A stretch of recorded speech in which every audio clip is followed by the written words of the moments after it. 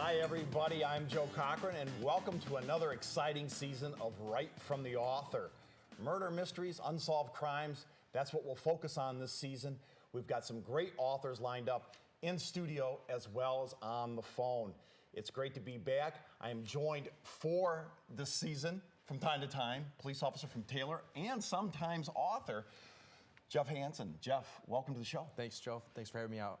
Jeff, one book you're working on right now is something we can't really talk about, but you got a real blockbuster coming up. But Warpath, right, which you've already completed, it's been out for several years. That's my... Yeah, great talk about it. It's kind of about you. It's a little bit fictional, but... it's based on my life growing up in Detroit. It came out in 2003. I'd been involved in creative writing for several years, high school, stuff like that. Joined the Marine Corps, got out of the Marines, figured, I really like writing stuff. And this book right here is my first shot at really crime novel. It's based on my life growing up in the city of Detroit. It's about gangs and violence and drugs and drug dealers and how a police officer from the neighborhood has to deal with the elements like that. And that's basically the first part of it. Now, something like that, too. A police officer's not going to have a lot of time to make great judgment, but he's going to have to think it through, but he's going to have a short period of time to react in a situation such as Warpath. That's right. And that's what it's about. It's about a guy that his family is still in Detroit. He's moved his wife and kids to the suburbs, working for a suburban department, and he has to go into the old neighborhood during the middle of a riot. And give us the webpage where they can... the webpage for you can go see this at www.specterpublishing.com. And it is an excellent book. I haven't got all the way through it, but I like it. You and I kind of met by accident on a book that I'm not going to say I'm writing with him, but I am happy to have maybe a little part in, because I think before this season's over, we may have a blockbuster with your book. I don't want to overhype it, but it is definitely one of the top 5 mysteries of all time. And he feels that he's got either solved or he's got a lot of the pieces put together. Yeah. It should be great. Get a chance, read Warpath, and wait for Jeff's book. I don't know, maybe end of summer, first of fall should be done. He's in the very final stages, but we'll tell the people another day how you and I cross paths, but yes, no pun on words with Warpath there, but it is great to have you here. Thank you. I really appreciate coming out here. Absolutely. It's really a privilege, and having talked to you and knowing that you've worked out in the public and you know really on both sides how the law works, and it's great to get your opinion. Tonight we will talk about the Robert F. Kennedy assassination some 40 some years ago.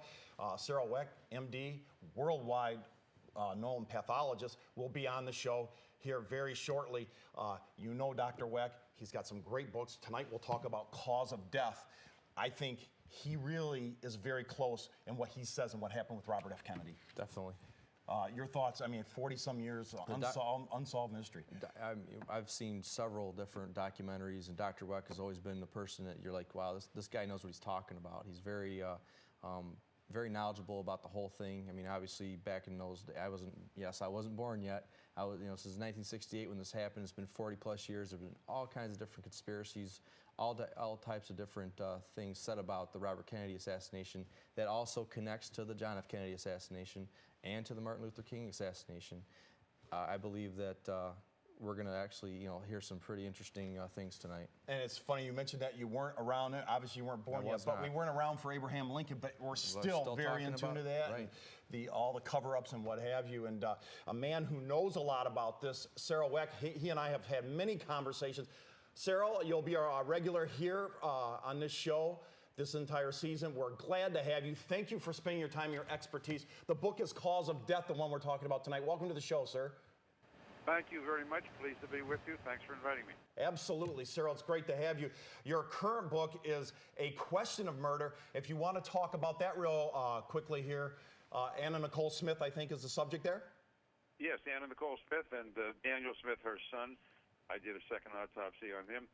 The strange, inexplicable deaths of a dozen or more patients at Memorial Hospital in the aftermath of Hurricane Katrina, who died suddenly and unexpectedly between the hours of 9 a.m. and 12 noon when they were supposed to be evacuated from the hospital, thereby eliminating protracted expenses for the Tenet Healthcare Corporation, which was responsible for their medical care, and then two tragic, fascinating murder cases of young girls in San Diego. They're unrelated. The geography and proximity is purely coincidental. One case many people will recall, the 8-year-old Von Daum girl who was abducted from her home, and ultimately charges were brought against her neighbor Westerfield, and he was convicted. I was involved in that case, and the other one was a little girl, Jessica Crow, 13, who was brutally stabbed in her home. Her parents were there and her brother. The detectives focused in on the 14-year-old brother and two of his classmates and pinned the charges on them. The defense attorneys came to show that it was not the boys, and they had DNA evidence showing that it was a local vagrant who had been seen at the house. It took the Attorney General of California to intervene to get the boys exculpated, and the gentleman who was charged by the name of Tewitt was convicted, and he's in jail. So those are the cases. They're very, very interesting cases. Anybody who has a fascination and a desire to learn more about forensic science, homicide investigation, and so on, believe me, they will be enraptured by this book.